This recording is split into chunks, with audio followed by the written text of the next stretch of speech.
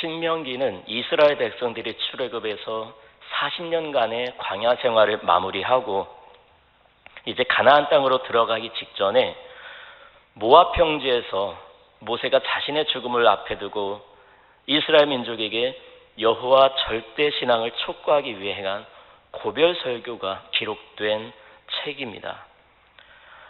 이 신명기는 죽음을 앞에 둔 모세가 일종의 유언처럼 전달한 3가지 설교로 기록이 되어 있습니다. 모세는 이집트 탈출 이후 40년간의 여정을 돌아보면서 또 이집트 탈출 1세대의 삶을 총정리하고 그리고 광야에서 태어난 2세대들에게 이제 곧 들어가 살게 될 약속의 땅에서 취해야 할 태도에 대해서 간곡하게 당부를 하고 있습니다. 특히 모세는 이스라엘 백성들이 가나안 땅에 들어가서 살게 될 때에 하나님께서 베푸시는 축복을 누리게 될 텐데 그곳의 평안과 풍요에 젖어서 하나님을 잊어버리고 불신앙적인 삶에 빠져서는 안 된다고 경고하고 있습니다. 즉 모세는 이스라엘 백성들이 가나안 땅에서 누리게 될 축복 그 자체보다 그러한 축복을 베푸시는 하나님께 더 관심을 가질 수 있도록 촉구하고 있는 것입니다. 이러한 교훈은 육체적 평안과 물질적 풍요를 얻게 될 가나안 땅에서의 나태해지기 쉬운 신앙 자세에 대해서 경고를 하는 것으로서 오늘 풍요로운 물질 문명 속에 살고 있는 이 시대의 성도들에게도 해당되는 매우 중요한 말씀입니다. 이제 오늘 말씀을 통해 우리에게 주시는 하나님의 메시지를 살펴보면서 성도로서 우리가 살아내야 할 삶이 무엇인지 살펴보고 결단하는 시간이 되실 수 있기 바랍니다.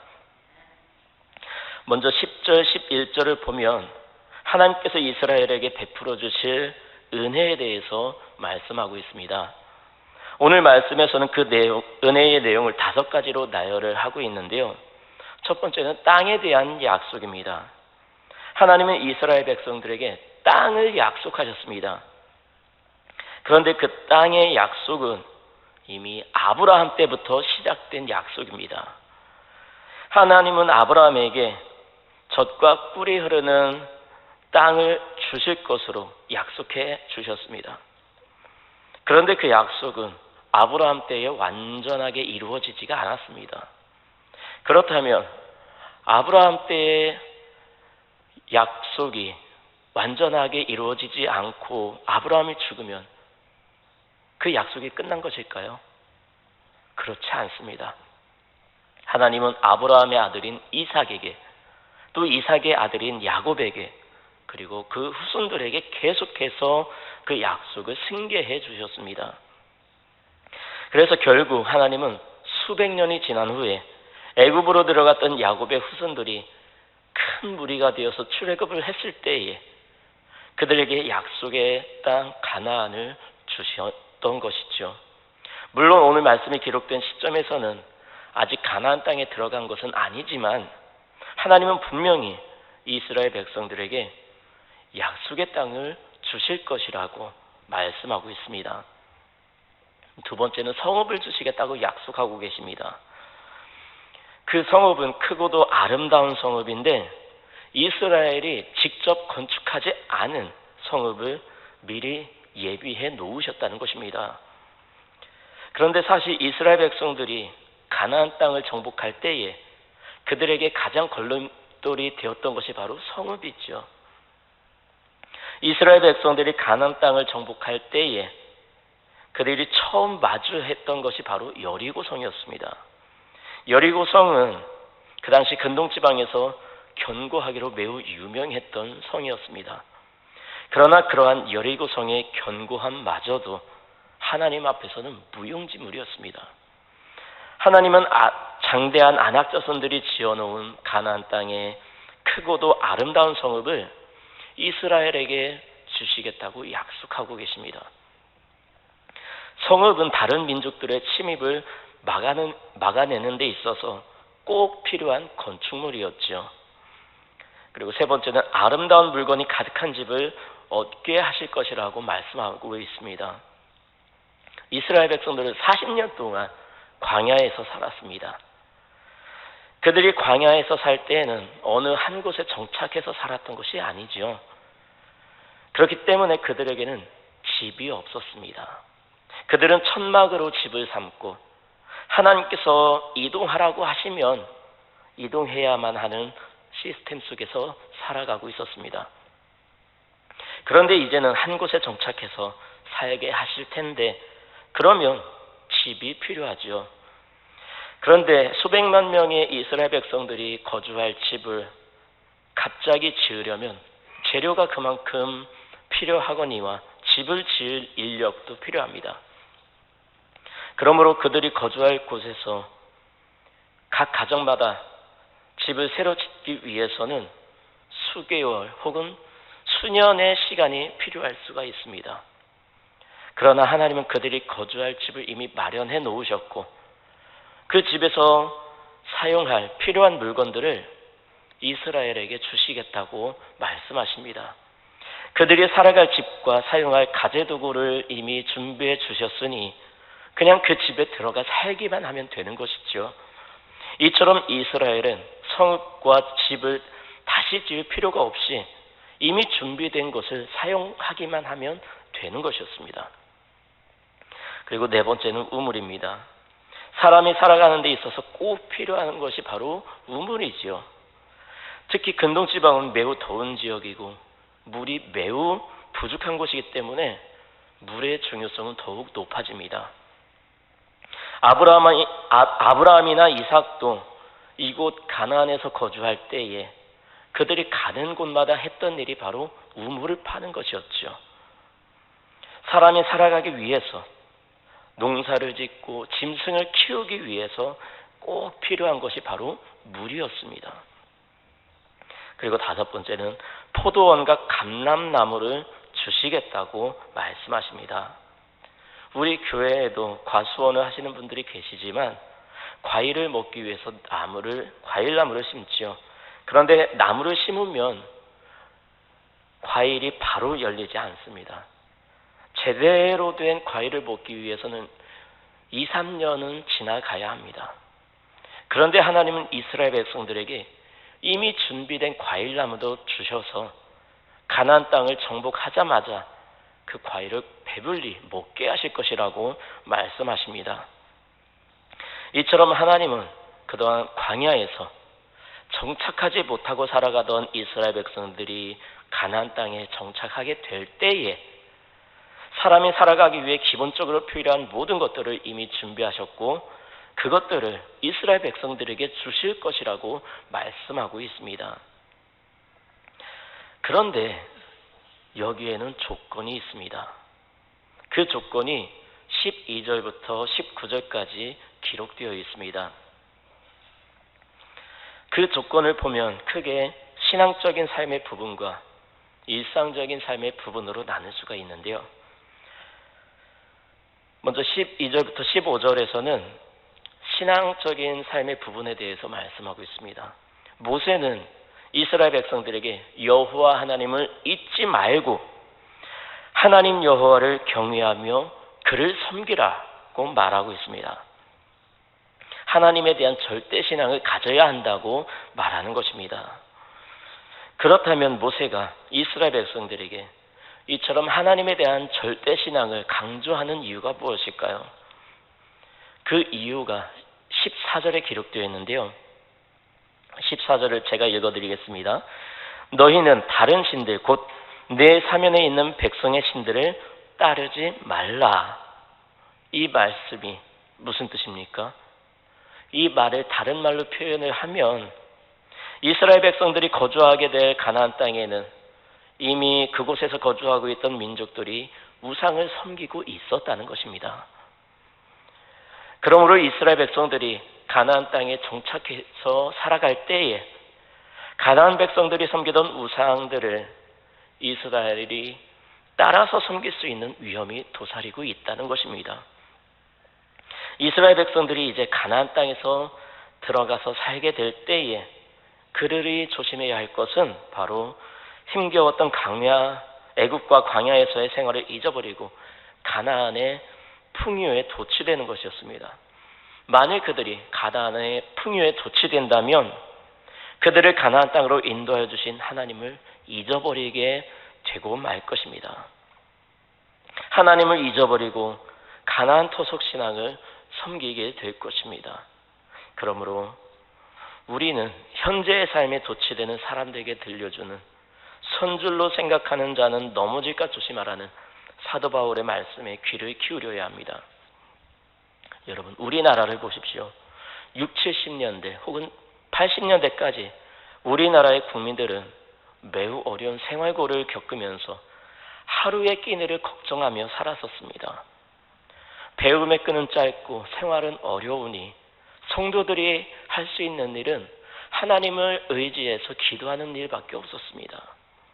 그렇게 기도함으로써 영적으로 충만하니 교회마다 부흥하던 시기였지요. 그런데 배움의 끈이 길어지고 생활 형편이 나아지니 기도가 줄었습니다. 평안함이 아니라 편안함만 추구하게 되었습니다. 교회 안에서도 명예욕과 출세욕을 추구하는 사람들이 넘쳐나게 되었습니다. 하나님의 말씀보다 인본주의 사상이 앞장서게 되었고 하나님의 뜻보다 사람의 뜻이 우선시 되었습니다. 물질이 우상이 되었고 자녀가 우상이 되었습니다.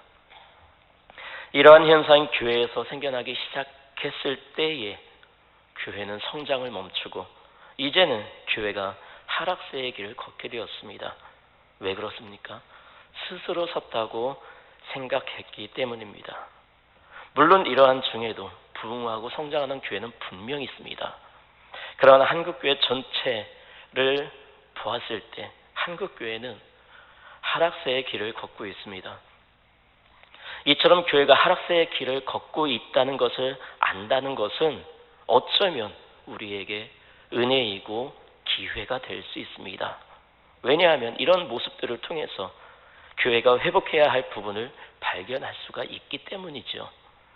그런데 만약 그러한 기회마저 놓치게 된다면 하나님의 진노하심으로 멸절당함을 피하지 못하게 될 것입니다.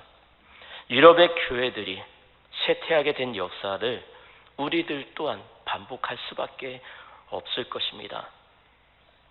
그러므로 우리는 여호와 하나님을 잊지 말고 하나님만을 경외하며 올바로 섬길 수 있어야 합니다.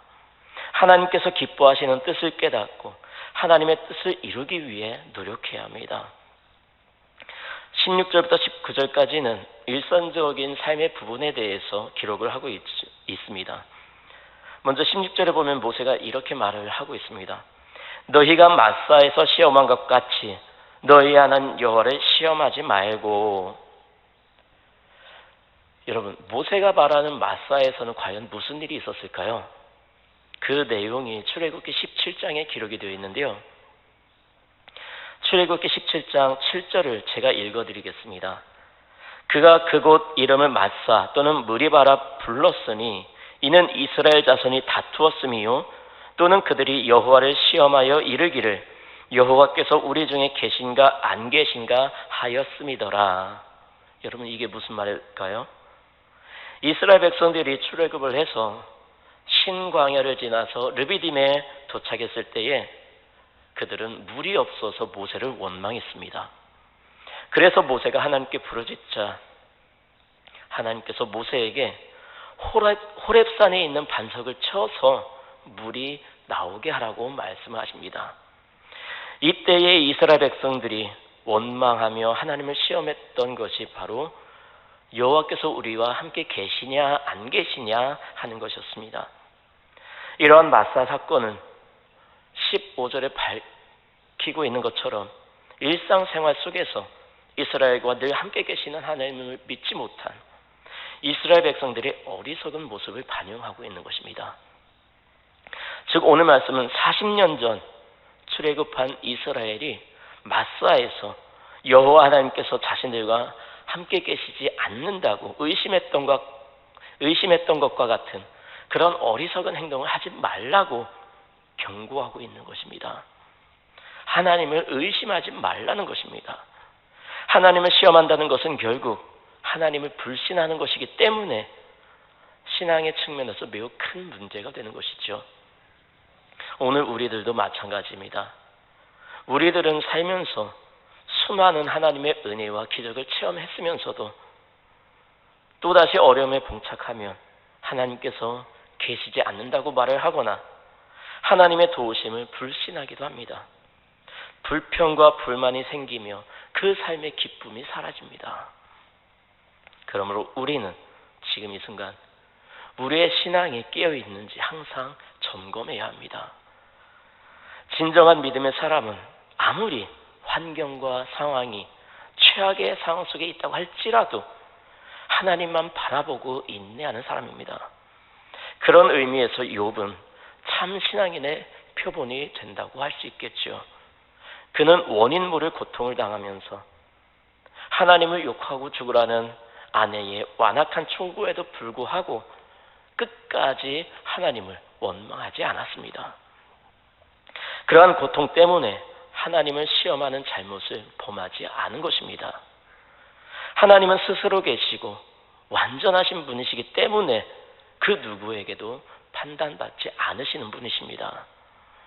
또한 하나님은 이 세상을 만드시고 우주의 질서를 주관하시는 분으로서 판단을 받으실 만한 대상이 절대 아니라는 사실입니다. 모세는 하나님을 시험하지 말라는 말과 함께 그들이 행해야 할 일에 대해서도 말하고 있죠. 그것은 바로 하나님의 명령과 증거와 규례를 지키는 것입니다.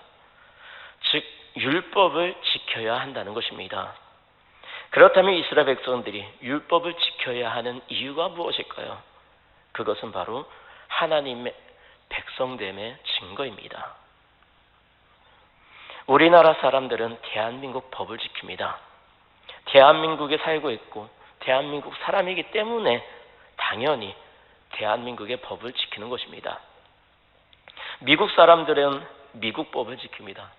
영국 사람들은 영국 법을 지키죠. 로마에 가면 로마 법을 지키라는 말이 있듯이 하나님 나라의 백성이라면 당연히 하나님의 말씀하신 율법을 지켜야 하는 것입니다. 율법을 지키는 것이 하나님 나라의 백성이라는 증거가 되는 것입니다.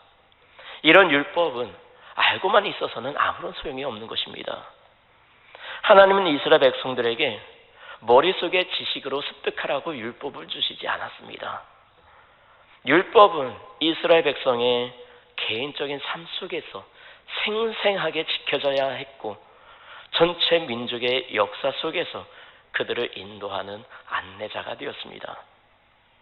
이스라엘 백성들은 철저히 율법을 실천해야 했습니다. 그렇게 율법을 실천하면서 그 율법을 주신 하나님을 잊지 않았던 것입니다. 모세는 이렇게 하나님께서 주신 율법을 지키면서 정직하고 선한 일을 행하라고 명령하고 있습니다. 그런데 그런 정직하고 선한 일을 행하는 기준이 바로 하나님 보시기에라는 것입니다. 우리 인간의 수준에서의 정직이 아닙니다. 하나님께서 보셨을 때의 정직입니다. 그렇습니다. 하나님의 기준과 사람의 기준은 매우 다릅니다. 우리 인간들은 하나님의 일을 할 때에 자신의 기준에서 생각할 때가 많습니다. 그래서 이 정도면 되겠지라고 말을 하면서 스스로 자부하는 경우가 많습니다. 그러나 하나님께서 원하시는 레벨은 우리 인간이 생각하는 수준과는 매우 다르다는 사실을 우리는 항상 기억해야 합니다. 그런데 놀라운 것은 하나님의 율법을 지키면 하나님께서 베푸실 은혜가 있다고 모세는 밝히고 있죠. 그것이 무엇입니까? 첫 번째는 복입니다. 두 번째는 모든 대적을 하나님께서 쫓아내시겠다고 말씀하십니다. 그리고 세 번째는 아름다운 땅을 차지하게 되는 것입니다. 여러분, 하나님의 율법을 지키는 하나님의 백성들이 하나님께서 허락하신 땅에서 살게 되는 것은 당연한 것입니다. 예전에 직장을 다닐 때 어떤 분이 저에게 이런 질문을 했습니다. 하나님은 왜 가나안 땅에서 잘 살고 있는 사람들을 몰살시키고 쫓아내시고 굳이 이스라엘 백성들을 그 땅으로 인도해 가셨느냐? 잔인하게 가나안 거주민들을 죽이지 말고 이스라엘 백성들을 다른 땅으로 인도하면 되는 거 아니었느냐 하는 것입니다. 그런데 이것은 하나님의 뜻을 알지 못하는 사람의 주장일 뿐입니다. 여러분, 성경에 나오는 가나안 땅은 하나님 나라 천국을 예표하는 곳입니다. 그러므로 우상을 섬기며 죄악 속에서 살아가던 가나안 거민들은 거룩한 땅 가나안에서 살 자격이 없었던 것입니다. 그렇기 때문에 하나님은 그들을 멸절시키시고 하나님의 백성인 이스라엘을 가나안 땅으로 인도해 가신 것이죠. 이러한 사실을 어떻게 알 수가 있습니까?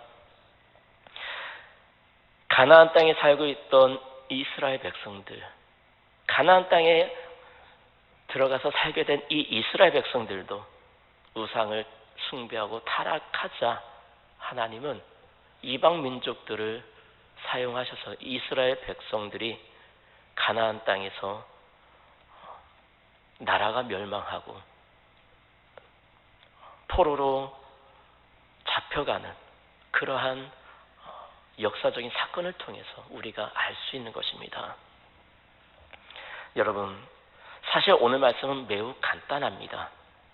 하나님의 말씀을 잘 지켜 행하면 복을 받지만 하나님의 말씀에 순종하지 않고 하나님을 불신하면 멸망당한다는 것이 오늘 말씀의 핵심 포인트입니다. 하나님을 믿는 하나님의 백성들은 잘 되면 잘 될수록 더욱 하나님을 기억하고 하나님의 은혜를 되새길 줄 알아야 합니다. 그렇게 하기 위해서 누웠을 때나 일어났을 때나 항상 여호와 하나님의 말씀을 마음에 새기고 하나님의 말씀을 강론하며 하나님의 말씀대로 살아가기 위해서 노력해야 합니다. 그런데 그 기준은 바로 하나님이시라는 사실을 잊어서는 안 됩니다. 그러므로 하나님께서 원하시는 정직하고 거룩한 삶을 살아감으로 하나님께서 베푸시는 은혜와 복을 누리며 살아가는 저와 여러분의 삶이 되시기 바랍니다.